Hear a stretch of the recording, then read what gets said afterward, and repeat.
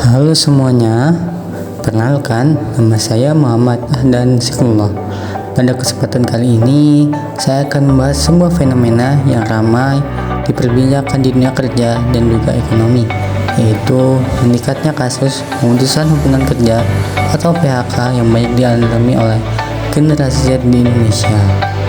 Beberapa waktu terakhir, kita sering melihat berita mengenai perusahaan-perusahaan besar yang melakukan efisiensi dengan cara PHK massal.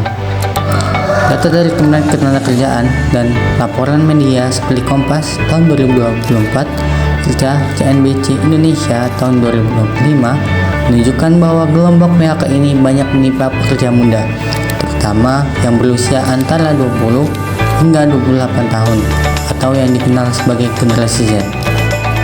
Berdasarkan data Badan Pusat Statistik BPS, tingkat pengangguran terbuka pada kelompok usia muda 15-24 tahun mencapai 18,2% pada tahun 2024. Angka ini jauh lebih tinggi dibandingkan kelompok usia lainnya. Fenomena ini tentu memiliki pertanyaan, mengapa Gen Z yang dikenal adaptif dan digital justru rentan terkena PHK? Jika kita cermati lebih dalam, ada beberapa faktor yang saling berkaitan di balik tingginya angka PHK di kalangan Gen Z. Pertama, kondisi ekonomi global dan nasional yang masih belum sepenuhnya stabil pasca pandemi membuat banyak perusahaan menekan biaya operasionalnya. Sektor teknologi, startup hingga e-commerce yang dulu tumbuh pesat kini mulai melakukan efisiensi besar-besaran. Perusahaan tidak hanya memangkas posisi senior, tapi juga muda yang dinilai masih belum krusial dalam operasional bisnis.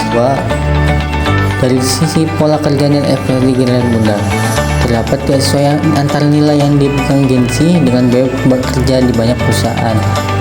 Gen Z dikenal idealis, mengutamakan keseimbangan hidup, cepat bosan prioritas monoton. Sayangnya, hal ini kadang dipersepsikan perusahaan sebagai kurangnya komitmen dan juga loyalitas.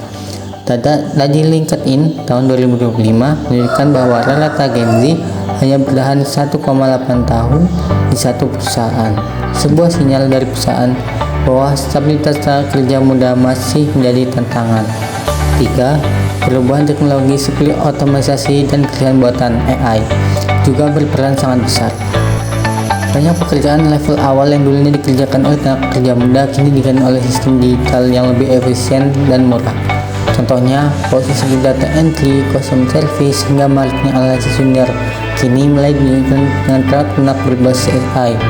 Dengan kata lain, gelombang PHK terhadap Gen Z bukan semata karena lemahnya kemampuan individu, melainkan kombinasi antara tantangan ekonomi, perubahan teknologi, dan juga pergeseran budaya, khususnya budaya kerja.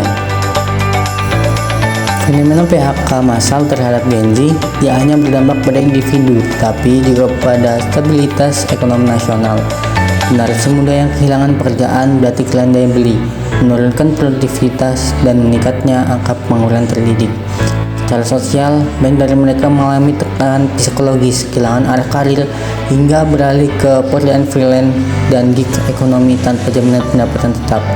Fenomena ini mengubah pola kerja menjadi lebih fleksibel, tapi sekaligus menimbulkan ketidakpastian masa depan. Jika kita melihat data dari World Economic Forum (WEF) tahun 2005, sekitar 44% keterampilan yang dibutuhkan di dunia kerja saat ini telah berubah dibanding 5 tahun lalu. Artinya, kemampuan yang dulu relevan kini mungkin sudah tidak lagi dibutuhkan. Inilah mengapa reskilling dan upskilling jadi kata kunci penting bagi Gen Z agar tetap bertahan. Contohnya di sektor keuangan dan pemasaran, perusahaan kini lebih mencari pekerja dengan keahlian data analisis, AI literasi, dan digital communication, bukan hanya kemampuan administratif biasa. Untuk menghadapi fenomena ini, ada beberapa langkah strategis yang bisa dilakukan. Pertama, bagi pemerintah, perlu memperkuat program pelatihan vokasi dan digital skill agar lebih sesuai dengan kebutuhan industri. Yang kedua, bagi perusahaan, sebaiknya fokus pada pemain talenta muda melalui mentoring dan juga program adaptasi kerja yang lebih manusiawi. Yang ketiga, bagi Gen Z sendiri, perlu untuk terus belajar, memperluas jaringan profesional, serta tidak terpaku pada satu jalur karir. Dunia kerja kini menuntut fleksibilitas dan kreativitas tinggi.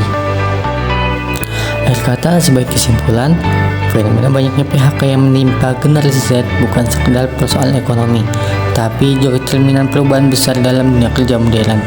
Kita sedang berada di era di mana kemampuan beradaptasi dan belajar ulang menjadi lebih penting daripada sekedar ijazah. Saya, Muhammad Adazullah, berharap video ini dapat memberikan gambaran yang objektif dan bermanfaat bagi kita semua dalam memahami dinamika pekerjaan modern. Terima kasih sudah menonton. Jangan lupa like dan share agar tidak ketinggalan pembahasan menarik lainnya. Sampai jumpa.